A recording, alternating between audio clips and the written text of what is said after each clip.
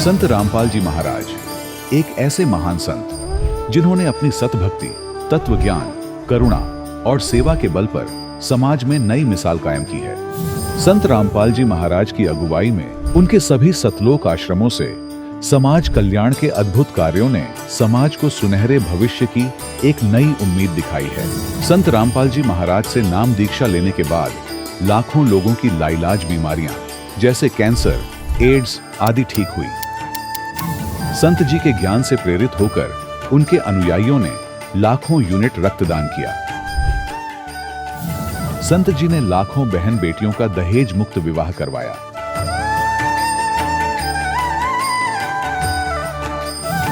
संत जी ने लाखों लोगों का नशा छुड़वाया, करोड़ों उजड़े परिवार बसे। संत जी के आश्रमों में समागम के दौरान निःशुल्क नेत्र चिकित्सा, दंत चिकित्सा प्रदान की जाती है। संत रामपाल जी महाराज द्वारा समय समय पर पर्यावरण संरक्षण के उद्देश्य से बड़े स्तर पर वृक्षारोपण किया जाता है।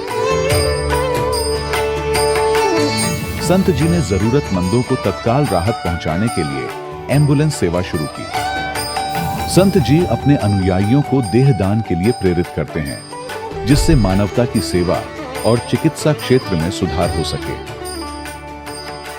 संत रामपाल जी महाराज के सभी आश्रमों में हर रोज निःशुल्क भंडारा आयोजित किया जाता है, जहां हर वर्ग, हर जाति और हर धर्म के लोग एक साथ बैठकर भोजन करते हैं।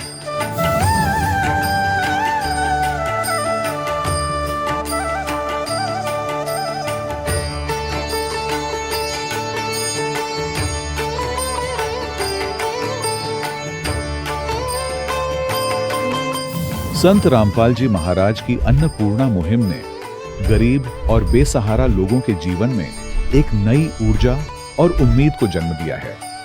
घर घर खाद्य सामग्री और जरूरी मदद पहुंचाकर संत रामपाल जी महाराज ने लोगों को दुख और मजबूरी से लड़ने की ताकत प्रदान की है।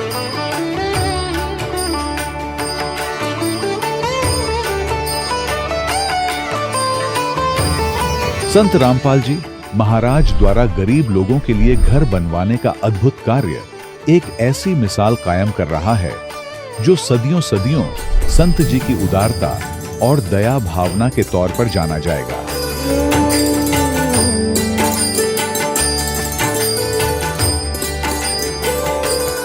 संत रामपाल जी महाराज के आश्रम में हजारों बुजुर्गों को सम्मान और प्यार के साथ जीवन जीने का अवसर मिलता है। उनके खाने, रहने और स्वास्थ्य की पूरी जिम्मेदारी संत रामपाल जी महाराज उठाते हैं। अनाथ बच्चों के लिए संत रामपाल जी महाराज के सभी आश्रम किसी वरदान से कम नहीं। यहाँ उन्हें शिक्षा, संस्कार और भविष्य के लिए बेहतर अवसर प्रदान किए जाते हैं। चाहे बाढ़ हो, भूकंप या महामारी, संत रामपाल जी महाराज और उनके अनुयायी हमेशा ही जरूरतमंदों के लिए सबसे आगे खड़े रहते हैं। कोविड महामारी के दौरान संत रामपाल जी महाराज के आश्रमों से करोड़ों लोगों के लिए भोजन, दवाइयां और जीवन रक्षक सामग्रियां उपलब्ध कराई गई। चाहे गरीब की मदद हो या किसी शोषित और पीड़ित वर्ग के हक और सम्मान की लड़ाई, संत रामपाल जी महाराज ने हमेशा ही उनकी दबी आवाज को सरकारों तक पहुंचाया है और उन्हें उचित न्याय दिलवाने में अहम भूमिका अदा की है। समाज में आध्यात्मिक और सामाजिक मूल्यों के प्रति जागरूकता लाने में संत रामपाल जी महाराज हर कदम पर मानवता के सच्चे सेवक साबित हुए हैं। संत रामपाल जी महाराज का जीवन हमें सिखाता है कि सच्ची सेवा वही है जो निस्वार्थ भाव से की जाए। आइए हम भी इस महान सेवा के कार्य में इस महान संत से जुड़ें और संत रामपाल जी महाराज से नाम दीक्षा लेकर अपने जीवन को धन्य बनाएं।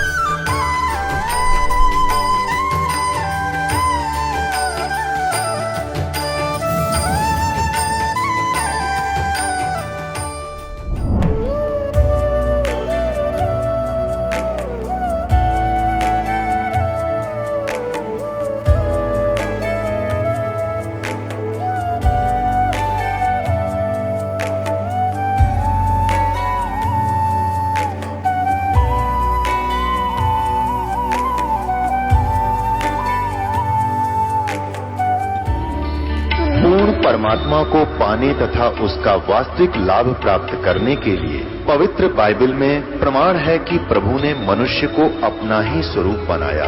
6 दिन में सृष्टि रचकर 7वें दिन विश्राम किया। कुरान शरीफ में प्रमाण है कि हजरत मोहम्मद को खुदा स्वयं कह रहे हैं कि मैंने तुम्हें उस परमात्मा की महिमा बताने के लिए भेजा है। वो परमात्मा कबीर है जिसने 6 दिन में सृष्टि रची तथा 7वें दिन तख्त पर जा विराजा। उसकी खबर किसी बाखबर से पूछकर तो देखो।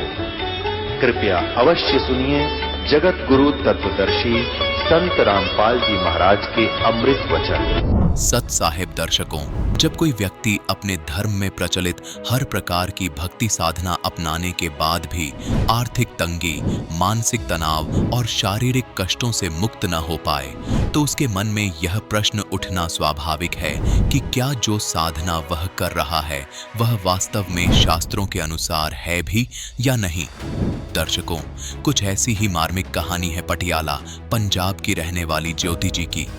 ज्योति जी ने अपने जीवन में दुखों से छुटकारा पाने के लिए हर संभव रास्ता अपनाया।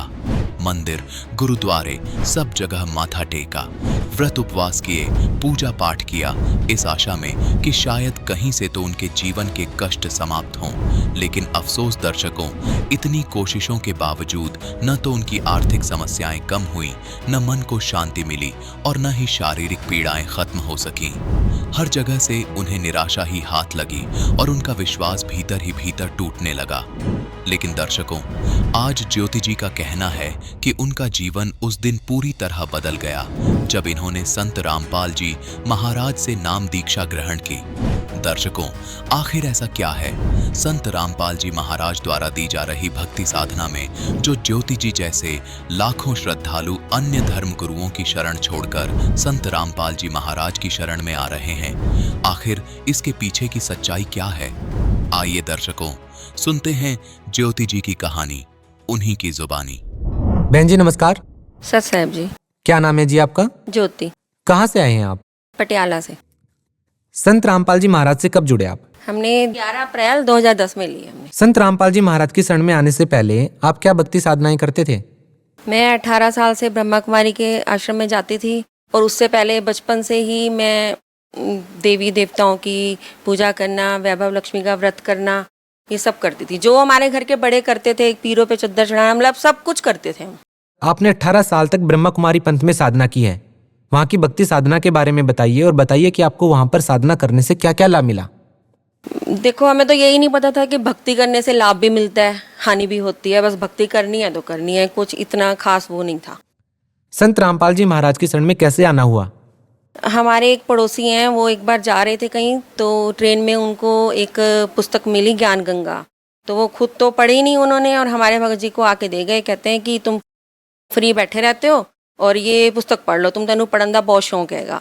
इन्होंने पुस्तक पढ़ी और ये तो गुमसुम रहने लगे। पढ़ते रहे 1 महीना 1.5 महीना। मैं क्या पता नहीं इनको क्या हो गया, इतना गुमसुम रहते हैं। मैंने ना वो ज्ञान गंगा उठा के छुपानी शुरू कर दी भाई घर में। मैंने कहा ये रहेगी नहीं, ये रहेगी तो फिर मैं नहीं रहूँगी यहाँ पे।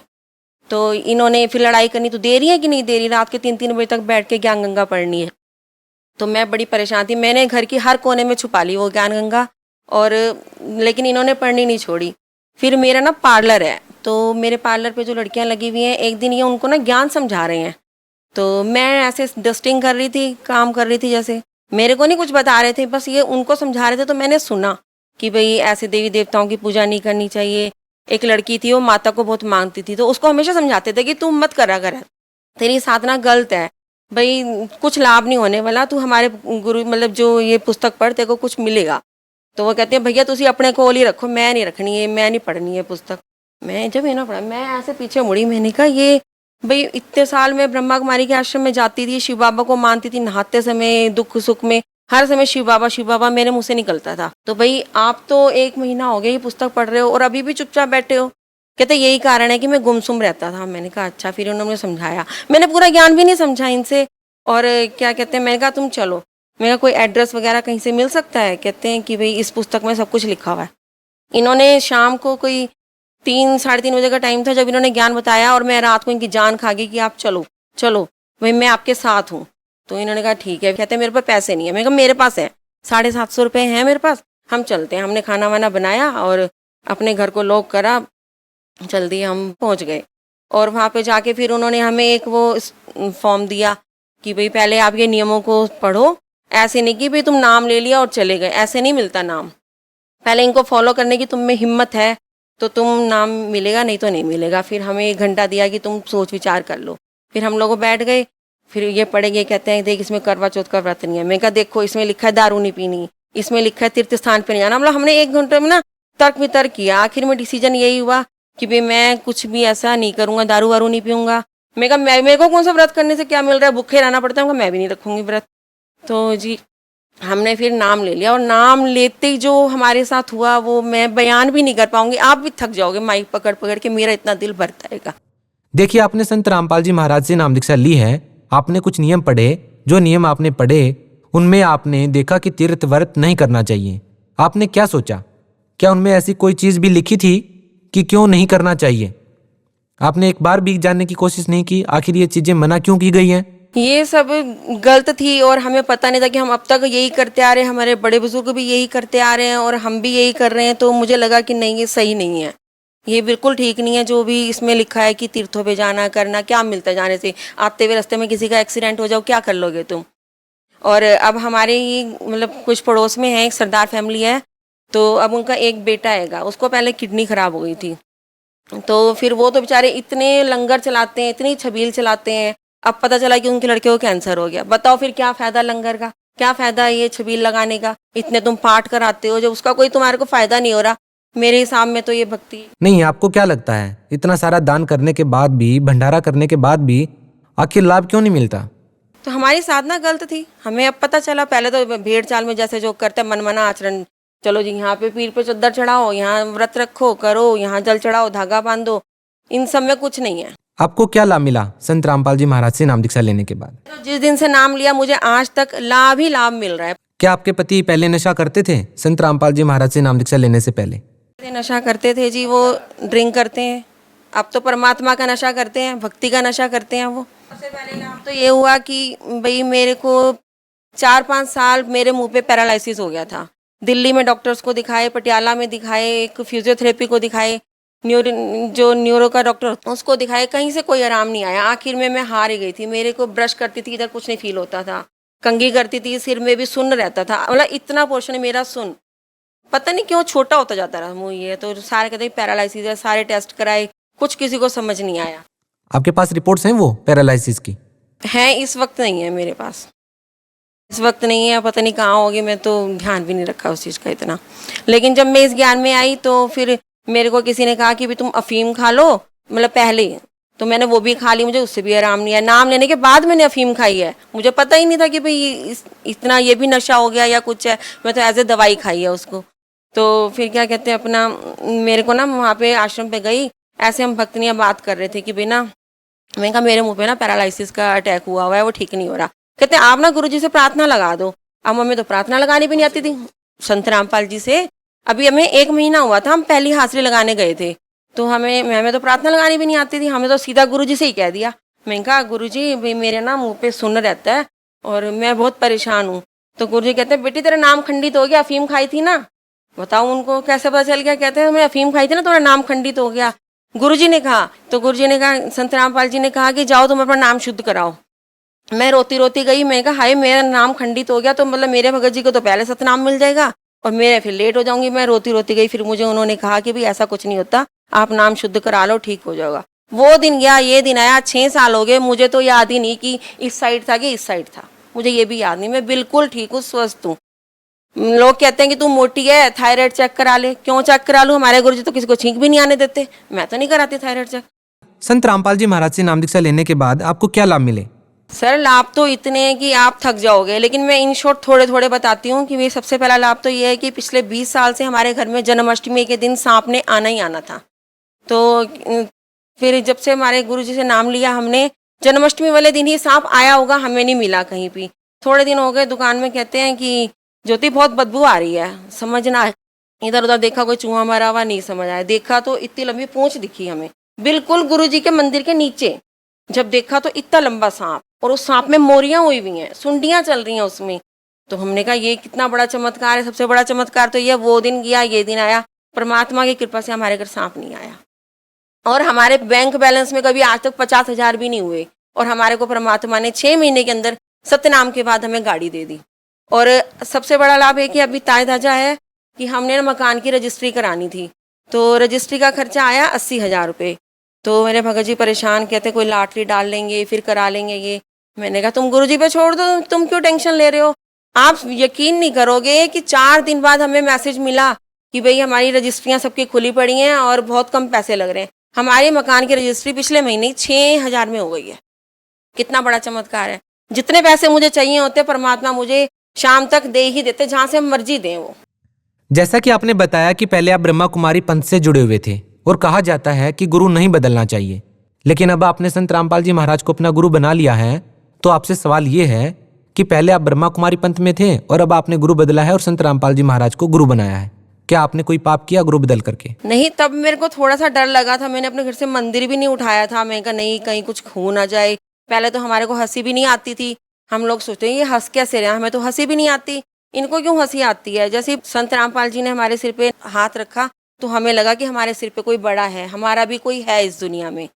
तो मुझे नहीं लगा कि भाई मैंने गलत किया कुछ।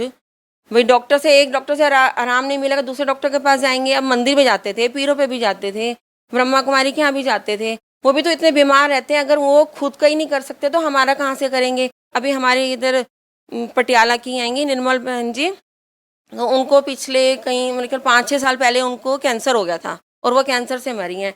तो वो तो देखो कोऑर्डिनेटर टाइप ही हो गए, अपना आश्रम चला रहे हैं, तो वो क्यों बीमार हैं। अगर उनको ही शिव बाबा ठीक नहीं कर सकता तो हमें कहाँ से ठीक करेगा। देखिए, संत रामपाल जी महाराज के बारे में ये भी कहा जाता है कि वो अन्य धर्म गुरुओं की निंदा करते हैं। वो अपना ज्ञान कम बताते हैं और अन्य धर्म गुरुओं की निंदा ज्यादा करते हैं। क्या इसको निंदा कहना उचित है? क्या कहना चाहेंगे आप? नहीं, वो निंदा नहीं करते, वो सही ज्ञान बताते हैं कि भाई ऐसे नहीं ऐसे करने। हमें देवी देवताओं की भी साधना करवाते हैं, वो सब कुछ करवाते हैं, लेकिन सही तरीके से करवाते हैं। पहले हम अपने मर्जी से जब जो दिल करता कर लेते थे। आपको संत रामपाल जी महाराज के प्रवचनों में या उनके ज्ञान में ऐसी कौन सी बातें सुनने को मिली जिसने आपको सबसे ज्यादा प्रभावित किया? परमात्मा की यही बात मुझे सबसे अच्छी लगती है कि भाई जिस समय हमें जो चीज़ चाहिए होती है मैं उसी वक्त दे देता है। तो अभी मैंने तो इतना ज्ञान सुना भी नहीं है, मेरे को तो पता नहीं क्यों ऊपर से ही परमात्मा ने शक्ति दे दी। भगत समाज से क्या प्रार्थना करना चाहेंगे, क्या संदेश देना चाहेंगे? मैं तो भगत समाज से यही कहती हूँ कि जो ये हम ये सीरियल वगैरह देखते रहते हैं, इन चीज़ों को छोड़ दो। घूमते फिरते हैं, आउटिंग पर जाते हैं, क्या पता आउटिंग पर जाके हम वापस आए ना आए, ये सब चीज़ें छोड़ दो। अगर तुम्हें पता चला है कि जैसे हमने कहा कि भाई आप चैनल पे सत्संग आ रहा है और तुम देख भी रहे हो और उसके बाद तुम्हारे मन में आए कि भाई हाँ यार कुछ तो है, लेकिन फिर जैसे ही हमारा सत्संग खत्म हुआ, चलो भाई वो स्टार प्लस लगा लो, सीरियल देखो अपने, लेकिन सीरियल में खो जाओगे, फिर ये ज्ञान इधर उधर हो जाएगा। इसलिए तुम सोचो समझो और ये नंबर नोट करो जो चैनल पे सत्संग में इस समय नंबर नीचे आ रहे हैं, नीचे देखो 1 मिनट, इस नंबर को नोट करो और नोट करके फिर आपको वो बताएंगे, गाइड करेंगे कहाँ से तुम्हें नाम लेना चाहिए। 1 मिनट भी गवाना, समझो 1 जन्म गवा दिया, 1 मिनट भी नहीं गवाना है। बहुत बहुत धन्यवाद। सत साहिब। दर्शकों, अभी आपने सुने संत रामपाल जी महाराज से दीक्षा प्राप्त करके सुखी हुए भक्त के अनुभव। अब देखिए जगत गुरु तत्वदर्शी संत रामपाल जी महाराज के मंगल प्रवचन। पवित्र श्रीमद् भगवत गीता एक कंक्लूजन है, चारों वेदों का निष्कर्ष है। और इसके साथ साथ जैसे ये अन्य 4 बुक और हैं, ये उनके बाद की पुस्तक है। अब जो वेदों में ज्ञान दिया वो सर्व मानव के लिए है, और जो श्रीमद् भगवत गीता में ज्ञान दिया वो भी पूरे मानव मात्र के लिए ही। ये पुराना ज्ञान है। उसके बाद जो ये अन्य पुस्तक जैसे पुराण हैं, ये ऋषियों की अपने अनुभव हैं। ये यदि वेदों गीता से मेल नहीं खाते तो वो ज्ञान उनके अपने घर का है, गॉड गिवन नहीं है। और जैसे कुरान है, कुरान के अंदर कोई मंत्र जाप करने का नहीं है, और कुरान शरीफ के अंदर मांस खाने का यदि आदेश है तो कंप्लीट गॉड का नहीं है, क्योंकि उसी ज्ञानदाता ने, जो कुरान शरीफ का ज्ञानदाता है, उसने सबसे पहले तौरात पुस्तक दी, और तौरात के अंदर उसने लिख दिया कि सृष्टि रची उस अल्लाहू अकबर ने, उस समर्थ परमात्मा ने, वो क्रिएटर है जिसने 6 दिन में सृष्टि रची, 7वां दिन तख्त पर जा बैठे, वो इस वर्ल्ड का क्रिएटर है। और उसने मांस खाने का आदेश नहीं दे रखा किसी को भी, पशु पक्षी, इवन लायन और किसी प्रकार के भी जो टाइगर हैं, इन किसी को भी मांस खाने का आदेश नहीं है, और कोई मांस खाते भी नहीं थे।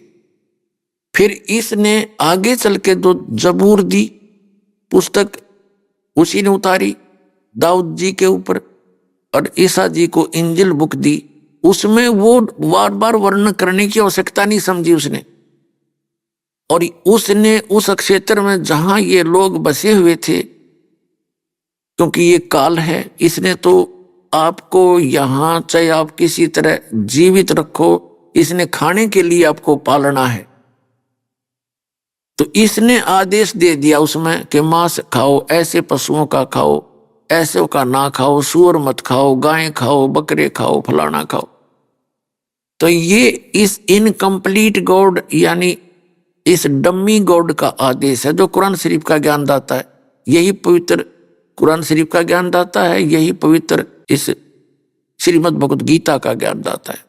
अब उसने वहां उस समय प्रफुल्लित था भारत पूरा रूप से, पृथ्वी पर कोई ऐसी दिक्कत नहीं थी जिस क्षेत्र में गीता ज्ञान दिया गया। तो इसमें मांस खाने का बिल्कुल प्रावधान नहीं, और वहां इसने मांस खाने का प्रावधान कर दिया। और अन्य जो पुराण में मांस खाने का प्रावधान है तो किसी ऋषि का है, वो कंप्लीट गॉड का नहीं है। तो कंप्लीट गॉड ने जो ज्ञान दिया वो स्वयं आकर ही दिया। फिर जब देखा कि न सब जेड़े कर दिए, तो वो परमात्मा कबीर है, अल्लाहू अकबर है, अल्लाह कबीर है, बड़ा भगवान कह लो, ये मुसलमान भाई उसको बड़ा भगवान कहते। उसने भी वही ज्ञान दिया है जो वेदों और गीता में ज्ञान है। वेदों और गीता के ज्ञान से आगे परमात्मा का और अन्य भिन्न ज्ञान है जो वेदों और गीता में नहीं है। जैसे यजुर्वेद अध्याय नंबर 40 के मंत्र नंबर 15 में ओम नाम है। ओम कर्तु समर किलबे समर कर्तुम समर वायु अनिलम अथिदम भस्मांतम शरीरम। जब आपका शरीर शांत होएगा, भस्म होगा, समाप्त होगा, खत्म होगा, तब तक इस ओम नाम का जाप करते रहो। इससे जो मिलने वाला अमृतव है, परम गति है, आपकी हो जाएगी। अब फिर यजुर्वेद अध्याय नंबर 40 के मंत्र नंबर 17 में स्पष्ट किया है, वेद ज्ञानदाता कहता है वो परमात्मा तो प्रोक्ष है, वो पूर्ण परमात्मा तो, और मैं ब्रह्म हूं, अहम खम ब्रह्म, मैं उस दिव्य आकाश रूपी ब्रह्म लोक में रहता हूं, मैं ब्रह्म हूं, मेरा ओम नाम है। और उसके उस सच्चिदानंद घन ब्रह्म अर्थात पूर्ण परमात्मा के लिए यजुर्वेद अध्याय नंबर 40 के मंत्र नंबर 10 में इसने ऑप्शन छोड़ दिया है, जैसे गीता अध्याय नंबर 4 के श्लोक नंबर 34 में कहा कि उस परमात्मा के विषय में कोई संभवात यानी जन्म लेकर अवतार धारण करने वाला श्री राम और कृष्ण के रूप में मानता है, कोई असंभवात उसको अजन्मा कहता है। इसकी यथार्थ जानकारी तत्वदर्शी धीरा नाम बताएंगे, तत्वदर्शी संत बताएंगे, उनसे पूछो। इनकी बुद्धि ने काम नहीं कराया ऋषियों की ने कि तुम जहां डले ढो रहे हो उसमें यह भी तो लिखा है, कोई तत्वदर्शी संत से पूछो। तो वो ज्ञान इन वेदों में है ही नहीं।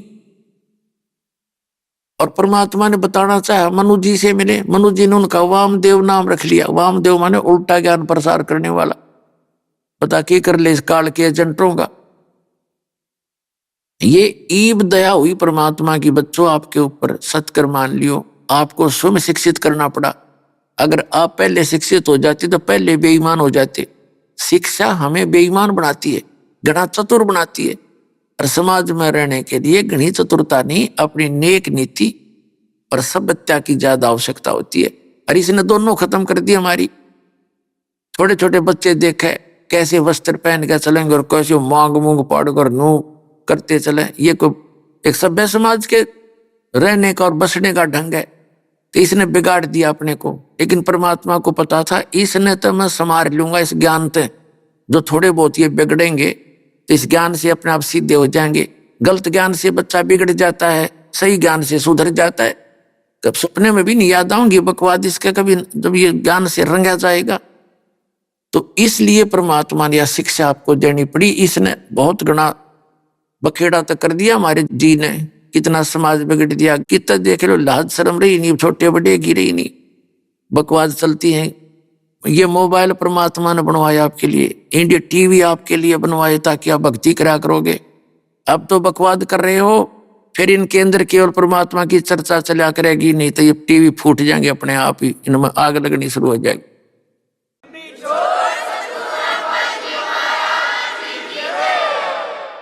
ये तो दिया इसलिए अनमोल रत्न आपको, ना आदमी बना के दिखावे कंप्यूटर ये इंटरनेट, ये तो गॉड गिवन माइंड है।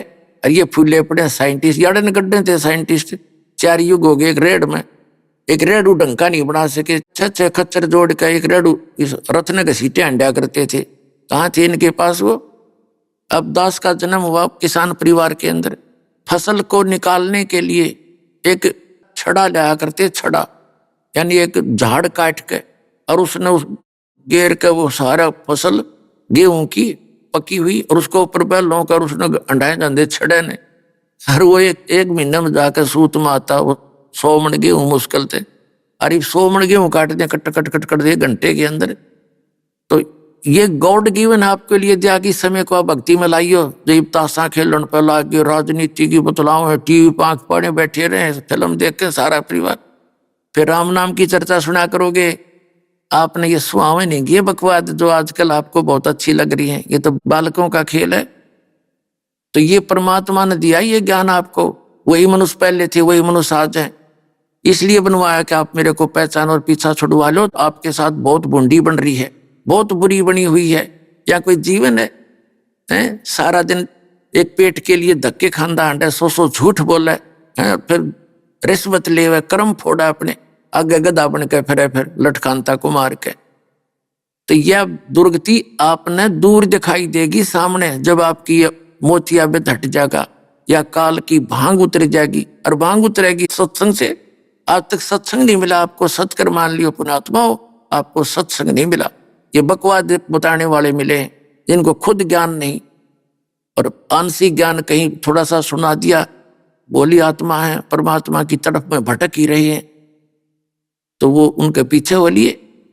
तो अब इस ज्ञान से, इस उपकरणों से जो परमात्मा ने आपको दिए, आपका मोबाइल आपकी जेब में होगा, ब्लूटूथ चल पड़ा, कान का टांग ले अपना, और जेब में फोन है, कान में मंत्र चल रहे हैं, साथ में बैठे नहीं पता यू क्या कर रहा है, ना डिस्टर्बेंस हो, दूसरे ने कोई कहा भाई बंद कर ले भाई बंद कर लिया, मंत्र चल रहे। अब चाहे सफर में चालो, चाहे किधर खेत में जाओ, मजदूरी करो, दुकान पे बैठो, या कहीं भी अपना काम कर रहे हो, भक्ति करा करेंगे। कभी शब्द सुन रहे हैं, कभी परमात्मा की वाणी सुन रहे हैं, कभी सत्संग सुन रहे हैं, कभी सुबह दोपहर शाम की 3 समय की अपनी स्तुति कर रहे हैं, फिर मंत्र याद आ गया भाई प्रथम मंत्र कर ले, भाई दूसरा भी कर ले। इतना बिजी शेड्यूल हो जाएगा, अपने बकवाद करने की फुर्सत नहीं मिलेगी, और बेड़ा पार हो जाएगा, सतलोक चले जाएंगे।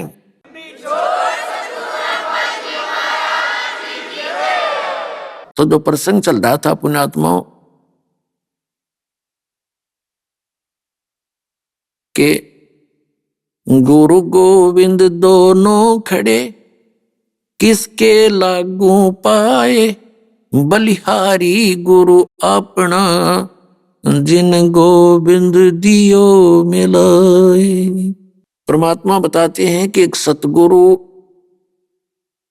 सतगुरु आए दया करी। आदरणीय गरीबदास साहिब जी को परमात्मा मिले थे गांव छोडानी, जिला झज्जर, हरियाणा में।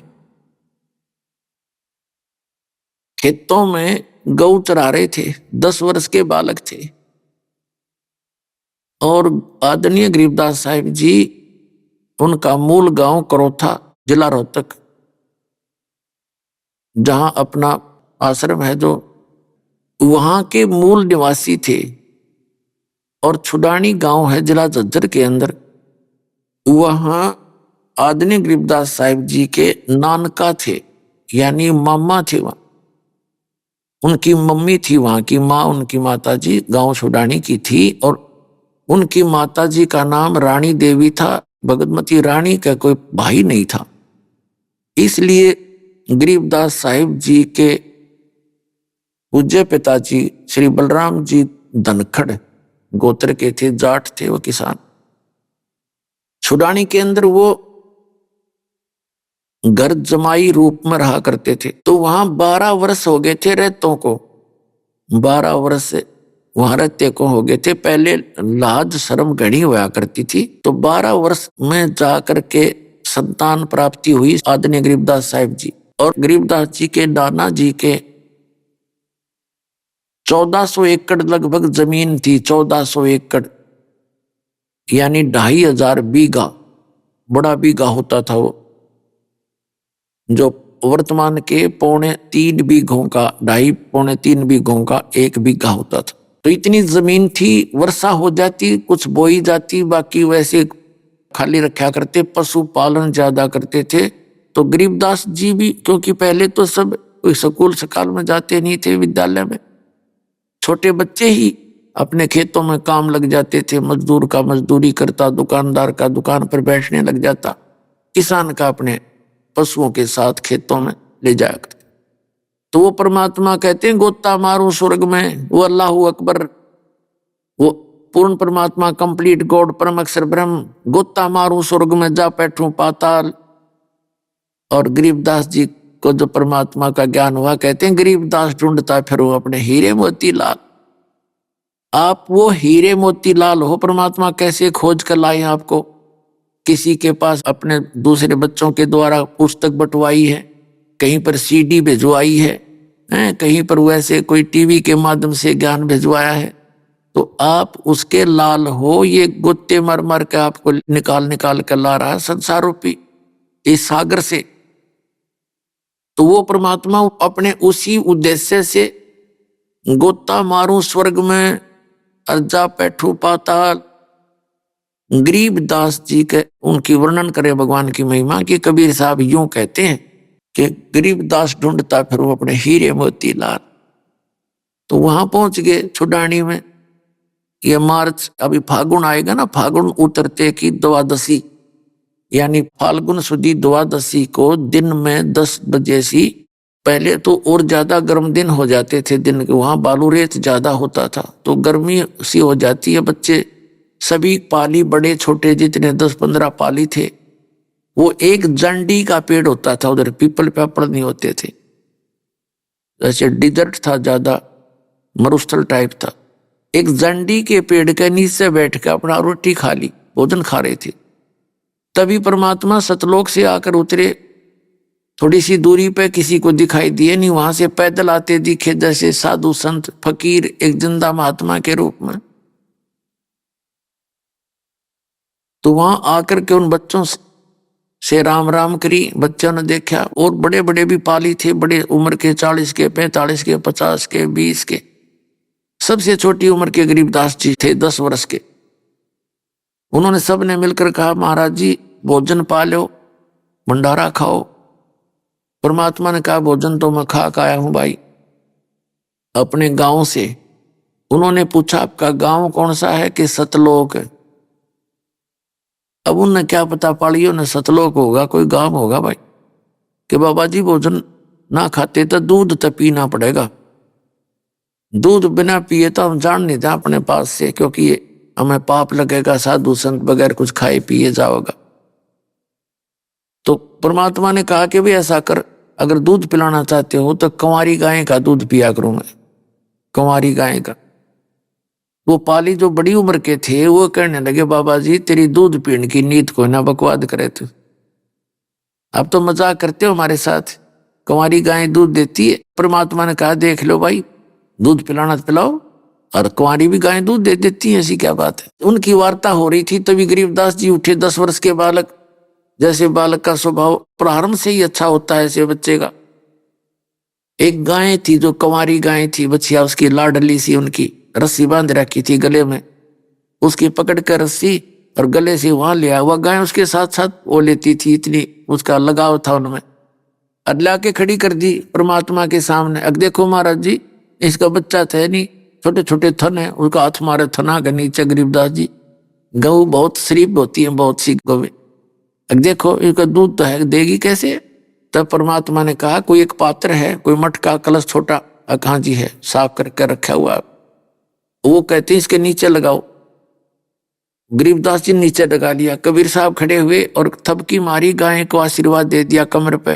वो बछिया के लंबे लंबे सुतन हो गए और वो छोटा सा कलश जो 5-7 किलो का था वो भर गया। तो गरीबदास जी ने लाकर परमात्मा को दे दिया। परमात्मा ने आधा पिया, कुछ पिया थोड़ा बहुत उसमें से, और फिर कहा ले भाई बच्चों दूध पी लो, ये अमृत है, इस तुम्हारे लोग का नहीं, मेरे गांव से आया ये दूध।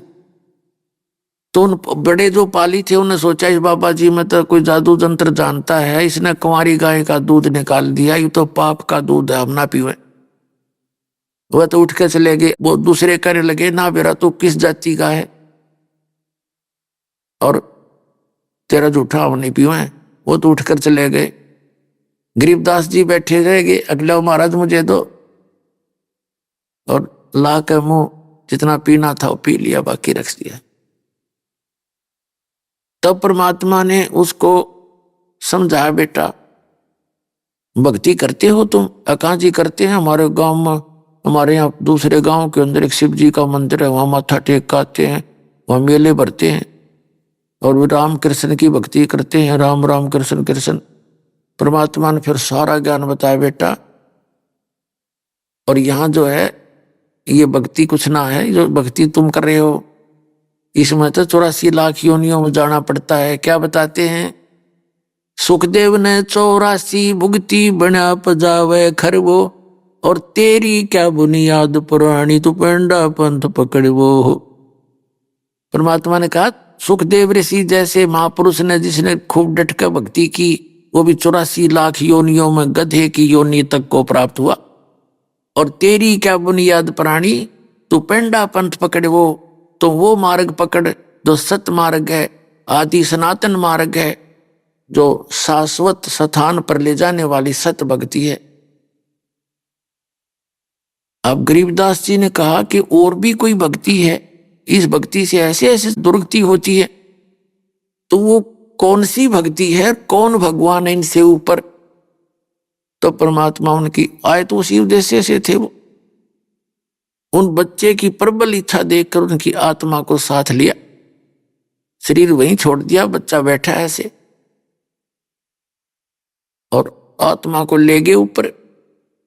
वहां दिखा सबसे पहले धर्मराज के दरबार में लेकर गए परमात्मा उस प्यारी आत्मा गरीबदास साहिब जी को। जब धर्मराज के दरबार में न्यायाधीश, चीफ जस्टिस ऑफ दिस ब्रह्मांड, इस ब्रह्मांड का जो न्यायाधीश है, मुख्य न्यायाधीश, उसके दरबार में गए, और जो ही परमात्मा वहां प्रवेश हुए, उनके चेहरे की तरफ देखकर धर्मराज ने कुर्सी छोड़ दी, सिंहासन छोड़ दिया, और नीचे खड़ा होकर करबद्ध खड़ा हो गया।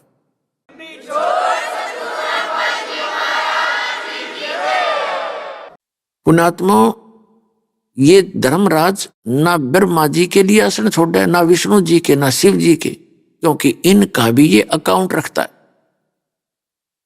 इनसे उस प्रोसेस के अंदर वो इनसे सुपीरियर है। जैसे भारत का सुप्रीम कोर्ट का चीफ जस्टिस, चाहे प्रधानमंत्री भी वहां जाओ वो कुर्सी नहीं छोड़ेगा, राष्ट्रपति जाएगा तो अपने चेयर छोड़ के खड़ा हो जाएगा, क्योंकि वो सुप्रीम पावर है। तो इसी प्रकार वो परमात्मा पूर्ण ब्रह्म जब वहां पहुंचे, क्योंकि उनको तो आभास हो जाता है, सामने परमात्मा वही रोल कर देते, उसकी आंखों के सामने उसका रूप दिखा दिया, एकदम खड़े हो गए। गरीबदास जी को तो दिखाई दे रहे हैं कबीर साहब एक साधु, और धर्मराज को दिखे वो पूर्ण परमात्मा समरस शक्ति, उसके सामने वो ठहर नहीं सका सिंहासन पर, तुरंत खड़ा हो गया नीचे। जब ऊपर सारे ब्रह्मांड दिखा करके परमात्मा सतलोक में लेकर गए गरीबदास जी को, वहां क्या देखा? नीचे से जो बाबा जी गए थे जिस रूप में जिंदा वाले महात्मा में, वो उनके साथ गए, साथ में गरीबदास जी गए, और वहां जाकर के क्या देखा कि बहुत बड़े गुम्बज के अंदर एक बहुत सुंदर सिंहासन सफेद कलर का है, और उसके ऊपर परमात्मा विराजमान है, मनुष्य दृश्य है, और जैसा वो रूप यहां से गए थे उसी रूप में बैठे हैं। परमात्मा का जो फेस था वो जिंदा वाले रूप जैसा ही था, लेकिन जिंदा महात्मा का जो स्वरूप था वो सरल रूप था और उसका वो तेजो में स्वरूप था। एक रोमकूप में करोड़ सूर्य मिला दे, करोड़ चंद्रमा, इतनी रोशनी थी उस परम पिता की, एक रोमकूप की, तो सारी बॉडी की कितनी होगी। तो जिंदा महात्मा के रूप में जो नीचे से गए थे उन्होंने वहां एक चंवर रखा था, चंवर उठाया, जैसे ये सफेद सफेद बालों का श्रद्धा से करते हैं अपने गुरु जी के ऊपर। तो ऐसे चंवर करने लगे जिंदा महात्मा वाले रूप में वो कबीर जी। तो गरीबदास जी ने सोचा भी इस परमात्मा तो ये है जो सिंहासन पे बैठा, बाबा जी तो इसका नौकर, इनका चेला चाला होगा, कोई चेला होगा या सेवक है।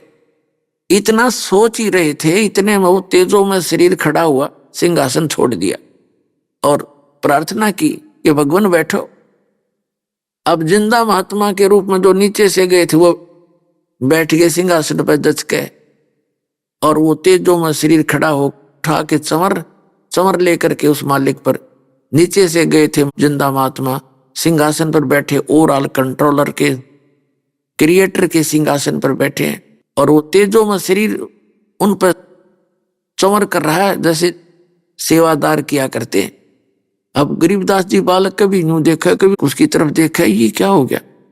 इतने वो तेजो में शरीर उस जिंदा महात्मा वाले शरीर में समा गया और वो तेजो में रूप हो गया वो फिर एज इट इज, और अकेले वो पूर्ण परमात्मा के सिंहासन पर कबीर परमात्मा काशी वाले धानक वहां विराजमान थे।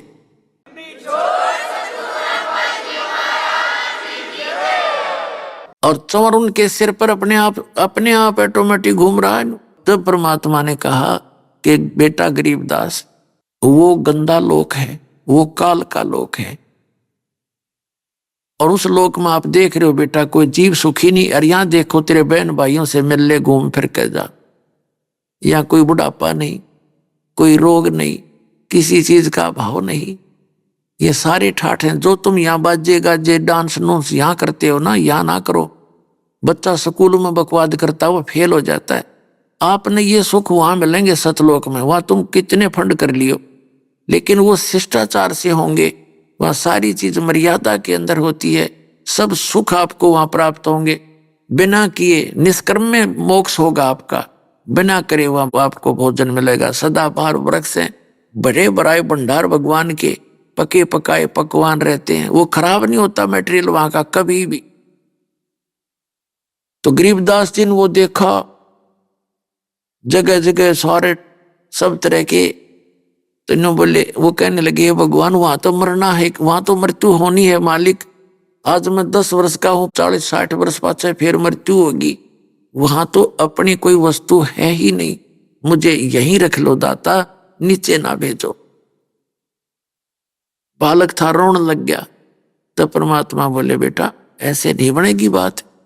जब तुम यहां से गए थे भक्ति थी आपके अंदर, लेकिन अब आपका वो भक्ति धन कति खत्म हो गया, और मैं ऐसा मंत्र दूंगा आपको, उस मंत्र का जाप करना। आप थोड़े ही मंत्र भी डेली कर लोगे तो भी आपको बहुत ज्यादा भक्ति धन संग्रहित हो जाएगा तेरा। और बेटा नीचे जा और सबको बता, आपने आंखों देख लिया, सभी को काल भगवान ने ये नकली संत पंथ बना के और ये धर्मों में बांट के सबको सीमित बुद्धि का कर दिया। और बेटा तू जा और ज्ञान दे, सबको समझा। उन्होंने फिर बताया कि मैंने ही अब्राहिम सुल्तान अदम को ज्ञान दिया था, उसको नरक से निकाला था, वहां राजा बना बैठा था, काल ने सबकी अक्ल मार रखी है। थोड़े से चोचले दिखा देता, ये बेटा तेरी है, कार तेरी है, कोठी तेरी, हर 1 मिनट में मृत्यु हो जा। नन्नों का दर्दे पागल, ये तो मेरी थी और तू बन गदाई में। तो वो राज पाकर फुल्ला फिरा था, उसको छुटवाया बेटा। पता नहीं कितने कारण बनाए उस जीव को बचाने के लिए। और पुण्यात्मा आप तो माया मांगण आओ, और परमात्मा ने अब्राहिम सुल्तान अदम राजा का राज छुटवाना पड़ा उस नरक से निकालने के लिए। भक्ति तो भाई भक्ति के ढंग से होया करे, बकवादों से भक्ति नहीं होगी। फिर कहा कि नानक जी को मैं लाया वहां से निकाल कर बेई नदी से। नानक जी जो थे यही राजा जनक थे सतयुग के अंदर, यही राजा जनक थे द्वापर के अंदर। इन्होंने मेरी बात नहीं मानी, मैं इनसे मिलता रहा, लेकिन ये सुखी थे, इन्होंने अपने हिसाब से साधना करते रहे। अब फिर वो बन गया नानक जी। पहले तो वो राजा थे, राजा होते ही उनके खूब नौकर थे, और स्वयं फिर नौकर लग गया सुल्तानपुर में एक नवाब के यहाँ पर। तो परमात्मा कहते हैं तुम्हारे साथ ये ऐसे धोखा करता है। हीरे थे, हीरे तो सोना हो गए, सोने तो फिर तो मोती, मोती से बन गए रांग। अरे यू धार लिया सांग, राजा बने बैठा, सारे कर्म बिगाड़ देता। तो फिर कहा कि मैं 120 वर्ष तक काशी में भी रहा और वहां मैंने ज्ञान प्रचार किया। रामानंद जी को मैंने गुरु बनाया, लेकिन वो मर्यादा बनाए रखने के लिए, और फिर उनको भी यहाँ लाया था। तब रामानंद जी की बुद्धि सेट हुई थी ना। तो ब्राह्मण कुल में पैदा हो करके उसने तो अपने कर्म फोड़ लिए थे, कति किसी की नहीं मानना था, विद्वान पाक रहा था। जब मैं उसको यहाँ ले जाकर वापस छोड़ा तब उसकी बुद्धि सेंटर में आई थी, बेटा और अब तू जा और सबको बता, और यहाँ ऐसे नहीं रह सकते।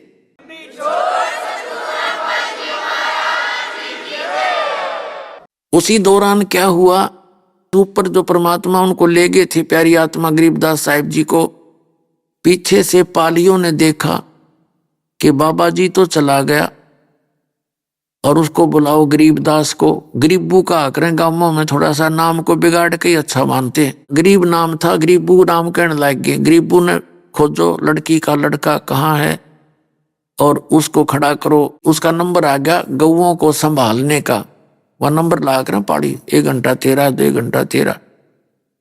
उसका नंबर आया कि 5-6 घंटों के बाद उसको कई बुलाने के लिए आवाज लगाई, रे गरीबू आजा, तेरा नंबर आ गया, अपना गौओं को घेर, खड़ा हो जा, इनके आगे चरा इनको।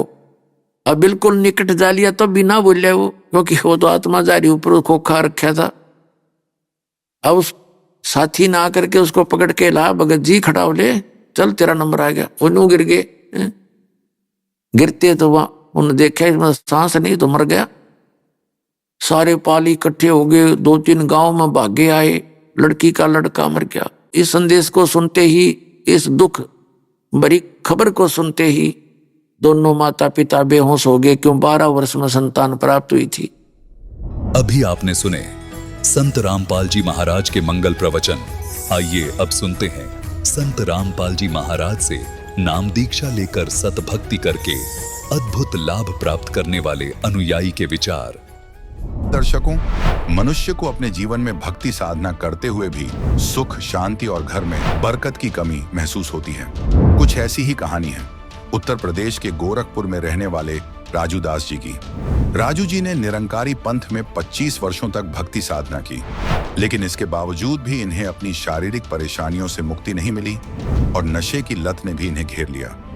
इनका पूरा परिवार भी मानसिक रूप से अस्वस्थ हो गया। राजू जी का जीवन तब बदला जब इन्होंने संत रामपाल जी महाराज से नाम दीक्षा ली। आखिर संत रामपाल जी महाराज से नाम दीक्षा लेने के बाद इनकी जिंदगी कैसे बदली, आइए जानते हैं राजू जी की कहानी उन्हीं की जुबानी। नमस्कार सर। सत्संग भगत जी। सर क्या नाम है आपका? राजू दास नाम है जी। सर कहाँ से हैं आप? मैं जिला गोरखपुर से हूँ, उत्तर प्रदेश से। सर संत रामपाल जी महाराज से नाम दीक्षा आपने कब ली? संत रामपाल जी महाराज जी से नाम दीक्षा मैंने 19 मार्च 2018 को लिया है। सर संत रामपाल जी महाराज से नाम दीक्षा लेने से पहले आप क्या भक्ति साधनाएं करते थे? संत रामपाल जी महाराज के चरणों में आने से पहले मैं निरंकारी मिशन में था। 25 साल मैं निरंकारी मिशन में सत्संग करता था। वहाँ पे 2012 में मेरे को सेवा करते करते एक पदवी मिल गई, तो वहाँ पे मैं गद्दी पे बैठ के और सेवा करने लगा। वक्ता सत्संग लोगों को बैठ करके सत्संग करवाता था, तो वहाँ पे भी सेवा काफ़ी करी हमने। 12 साल तक करीबन निरंकारी पंथ का प्रचार किया जी। वहाँ पे नाम 5 सुमिरन बताई जाती थी कि भाई कहते थे तन मन धन निरंकार का है, साधु भेष नहीं बदलना है, और एक तू ही निरंकार मैं तेरी शरणहार, यही मंत्र थे। वो इसी का सुमिरन करना था जी। सर आपने बताया कि आप 25 साल से निरंकारी पंथ में जुड़े हुए थे। लास्ट के 12 साल तक आपने निरंकारी पंथ का प्रचार किया। वहाँ पर आपको एक सेवा दे दी गई कि आप वहाँ सत्संग करने लगे। तो सर हम आपसे एक बात जानना चाहते हैं कि जब निरंकारी पंथ में 25 साल रहने के बाद और 12 साल तक निरंकारी पंथ का प्रचार करने के बाद तो फिर ऐसा क्या कारण बना कि आप निरंकारी पंथ को छोड़कर संत रामपाल जी महाराज की शरण में आए? ऐसा है जी कि जब मैं निरंकारी मिशन में 25 साल जब सेवा करता था तो करते करते मेरे को फिर 2012 में एक प्रचारक का सेवा दे दी गई और वहाँ पे मुझे सत्संग करवाने का एक सेवा दे दी गई, जिससे मैं सेवा करने लगा। और सेवा करते करते मुझे उल्टा परेशानी होने लगी, कभी शरीर में खुजली, कभी खांसी। इसी बीच हमारी एक बहन थी, वो भी पागल हो गई और फिर यही बीमारी हमारे घर को भी लग गया। और फिर खाने पीने की भी परेशानी हो गई, कमाई में बरकत होना भी बंद हो गया और मैं काफ़ी परेशान रहने लगा। कोई लाभ नहीं मिलता था, दिक्कतें और बढ़ती चली गई। वक्ता होने के नाते भी मैं काफ़ी परेशान रहता था। सेवा भी करता था, गद्दी पे बैठ के वक्ता भी करता था, लेकिन उसके बाद भी मैं बहुत परेशान था। उसके बीच हमारे माता पिता और भाई हम बहुत परेशान हो गए। खुजली, बीमारी, उल्टा रिएक्शन होने लगा, जैसे मानो पता नहीं क्या हो गया है। वो मेरे शरीर में करीबन 3 साल तक जो है एलर्जी रही। और इसी बीच हमारी बहन जो है वो पागल हो गई और फिर खाने वाने पीने की भी परेशानी हो गई। और हमारा जो खेत में गेहूं अनाज बोते थे वो भी जो है हमने मजबूरी में हमें भी उसको गिरवी रखनी पड़ गई। तो यहाँ परेशानी हुई, लाभ तो कुछ मिला नहीं मुझे। सर आप 25 साल से निरंकारी पंथ से जुड़े हुए थे और 12 साल तक आपने निरंकारी पंथ का प्रचार किया। आप खुद वक्ता थे, सत्संग करते थे, आप लोगों को समझाते थे, लेकिन आप खुद परेशान थे। आपको और आपके माता पिता को भयंकर एलर्जी की बीमारी हो गई। आपने इलाज कराया लेकिन नहीं ठीक हुई। फिर आपकी बहन पागल हो गई, आपके ऊपर दुखों का पहाड़ टूट गया। तो फिर संत रामपाल जी महाराज के बारे में जानकारी आपको कहाँ से मिली? संत रामपाल जी महाराज के बारे में जानकारी हमारे एक भगत हैं, साले साहब हैं, उन्होंने बताया कि भाई जो आप भक्ति कर रहे हो उसमें कोई लाभ नहीं है, कोई फ़ायदा नहीं है, आप मेरे साथ चलो मुंडिका। तो हमने पहले उनको 1-2 बारी मना किया कि नहीं जी कोई बात नहीं, हम कहाँ जाएंगे, हम कहीं नहीं जाते हैं, हमारे लिए निरंकारी पंथ ही सब कुछ है, यहीं है सब कुछ। तो बोले नहीं, एक बार आप चल के देख लीजिए, आपको जाने में क्या दिक्कत है। तो उन्होंने 1-2 बारी कही, तो मैंने कहा भाई चलो। तब मैं फिर मुंडिका सतलोक आश्रम में पहुंचा। वहाँ पे हमने गुरु संत रामपाल जी महाराज जी के प्रवचन सुने, सत्संग सुने, तो मैं हक्का बक्का रह गया जी। और फिर वहाँ पे मेरे को रहा नहीं गया कि ये हुआ कि अब हमारे को यहाँ पे मंत्र जो मिलना चाहिए वो हमें चाहिए, हमें इच्छुक हो गए जानने के लिए। उसके बाद मैंने मुंडिका आश्रम में जाके संत रामपाल जी महाराज से दीक्षा ली। सर हम आपसे पूछना चाहेंगे कि 25 साल से आप निरंकारी पंथ में साधना कर रहे थे और 12 साल तक आप वक्ता भी रहे और फिर आप संत रामपाल जी महाराज की शरण में आए, तो इन दोनों की भक्ति में आपको क्या अंतर देखा? इन दोनों जानी के भक्ति में बहुत ज़मीन आसमान का फ़र्क हुआ। पहली बात तो जो मेरी बेचैनी थी, जो परेशानी थी, वो एकदम शांत हो गई। और सबसे बढ़ के ये खुशी मिली कि मुझे असली भक्ति, असली ज्ञान यहाँ मिला संत रामपाल जी महाराज जी के आश्रम में। तो फिर इनके ज्ञान में अंतर ये हो गया, एक तो जो ज्ञान देते थे संत रामपाल जी महाराज, उसमें ये था प्रमाणित ज्ञान, वेद शास्त्र गीता ये सब चीज़ों में दिखाई गई थी। और जो हमारी निरंकारी में जो था उस टाइम, उसमें कोई प्रमाणित नहीं था, ऐसे आम टाइप का जो है दे दिए कि भाई आप सुमिरन करो तू ही निरंकार मैं त्रिशरणा, इस टाइप का। तो उस ज्ञान से और इस ज्ञान से ज़मीन आसमान का फ़र्क हो गया जी। और फिर प्रमाणित हर चीज़ों में, शास्त्र में, कुरान में और बाइबल में और फिर गीता भगवत में, ये सब चीज़ें जब प्रमाणित संत रामपाल जी महाराज दिखाए तो मैं फिर ये ज्ञान सुन कर के हक्का बक्का रह गया कि असली भक्ति, असली मंत्र तो यहाँ है और असली लाभ यहाँ है। सर, आपने बताया कि आपने 25 साल तक निरंकारी पंथ में साधना की, लेकिन आपको कोई लाभ नहीं मिला। आपकी आर्थिक स्थिति बहुत ज़्यादा खराब हो गई। फिर आप संत रामपाल जी महाराज की शरण में आए। तो क्या संत रामपाल जी महाराज से नाम दीक्षा लेने के बाद आपको कोई लाभ भी मिले? संत रामपाल जी महाराज के चरणों में आने से, दीक्षा लेने से बहुत लाभ हुआ। लाभ की तो कोई गिनती नहीं है। वहाँ पे निरंकारी मिशन में जब मैं सेवा कर रहा था तो उसमें मेरे कोई लाभ नहीं मिली, बल्कि मेरे शरीर में पूरी एलर्जी हो गई। और जब मैंने संत रामपाल जी महाराज के आश्रम में नाम दीक्षा लिया तो 1 हफ्ते के बाद पूरे शरीर की जो एलर्जी थी ठीक हो गई, बिना किसी दवाई के। फिर उसके बाद जो मेरा वो खेत था गिरवी रखी, वो फिर 1 महीने के अंदर अंदर वो भी छूट गया। और फिर जो काम धाम हमारे बंद हो गए थे वो भी चालू हो गए, संत रामपाल जी महाराज के चरणों में आने से, शिक्षा दीक्षा लेने से। और उसके बाद जो है, जो हमारी सिस्टर थी वो जो पागल हो गई थी, उनको भी हमने नाम दीक्षा लिया। पहले तो वो नाम दीक्षा ले नहीं रही थी, बड़ी मुश्किल से उनको हमने राजी करे, भाई मानो जाओ।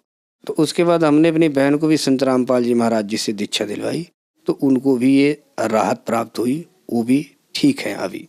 हमारी जो बहन थे उनका आपने सुना, मेरा सुना, यही सिस्टम, यही परेशानी माता जी को भी हो गया था हमारे, और हमारे भाई को भी हो गया था। और प्लस पॉइंट घर में भी बहुत तरीके से झगड़े होते थे, परेशानी होती थी, वो भी सब ठीक हो गई। उनके भी एलर्जी ठीक हो गई। और संत रामपाल जी महाराज के चरणों में आने से, इनसे दीक्षा लेने से हमारे घर की सारी परेशानी, सारी बीमारी ठीक हो गई, बिना किसी पैसे के। सर, संत रामपाल जी महाराज से नाम दीक्षा लेने से पहले क्या आप कोई नशा भी करते थे? संत रामपाल जी महाराज के दीक्षा लेने से पहले मैं काफ़ी नशा करता था। मेरी 4-4, 5-5 डिब्बी सिगरेट हो जाती थी, और बीड़ियाँ भी हो जाती थी। तम्बाकू भी बहुत खाया करता था, 3-3, 4-4 पैकेट एक दिन में खा जाता था। दारू भी बहुत पीता था, और अन्य नॉन वेज वगैरह भी खाता था।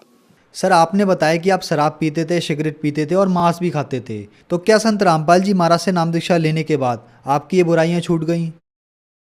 सदगुरु रामपाल जी महाराज के चरणों में दीक्षा लेने से संत रामपाल जी महाराज की ऐसी दया हुई कि सारी बीमारी और सारी नशा छूट गई भगत जी। सर, संत रामपाल जी महाराज से नाम दीक्षा लेने के बाद आपको लाभ ही लाभ प्राप्त हुए। आपका घर संत रामपाल जी महाराज ने खुशियों से भर दिया। तो जो श्रद्धालु आज आपको देख रहे हैं, खास करके निरंकारी पंथ वाले, उनके लिए आप क्या कहना चाहेंगे? मैं उनके लिए तो यही कहना चाहूँगा कि भाई, मनुष्य जीवन है बड़ा दुर्लभ, मिले न बारंबार। आप उस नकली पंथों से हट के संत रामपाल जी महाराज के चरणों में आइए, इनसे दीक्षा लीजिए। आपको यहाँ पे बहुत लाभ मिलेगा और आपके सुखों की खान लग जाएगी। वहाँ पे कोई फ़ायदा नहीं है। वहाँ जो निरंकारी मिशन में हम एक पदवी पे थे, और वहाँ पे पदवी पे होने के बाद भी, वक्ता होने के बाद भी मेरे को वहाँ पे निरंकारी मिशन में कोई भी लाभ नहीं हुआ, बल्कि सारी दुखे ही दुख मिले। खेत गिरी हो गई, बहन पागल हो गई, हमारे शरीर में एलर्जी हो गई। यही सिस्टम हमारे घर वालों को भी हो गया, माता को, पिता को, बहन को। जैसे हमने संत रामपाल जी महाराज जी से नाम दीक्षा लिया, वो हमारी सारी बीमारी, दुख, दलिद्र सारे दूर हो गए। मैं तो उन श्रद्धालुओं को यही कहना चाहूँगा, ये विनती करना चाहूँगा कि संत रामपाल जी महाराज जी के चरणों में आइए, इनसे नाम दीक्षा लीजिए, और आपको लाभिक सुख ही सुख मिलेगा, और लास्ट में आपको मोक्ष की भी प्राप्ति होगी। सर, संत रामपाल जी महाराज की शरण में कैसे आ सकते हैं? संत रामपाल जी महाराज के शरण में आने के लिए चैनल जो अपना है, टीवी जो है, इसके नीचे टेलीफोन वगैरह, एड्रेस वगैरह पट्टी चलती है, उसमें आप फ़ोन करके आश्रम में पता कर सकते हैं, और उनसे सारे आप ज्ञान और पूछताछ कर सकते हैं। वहाँ से आप संत रामपाल जी महाराज से नाम दीक्षा ले सकते हैं। धन्यवाद सर। सब्सक्राइब।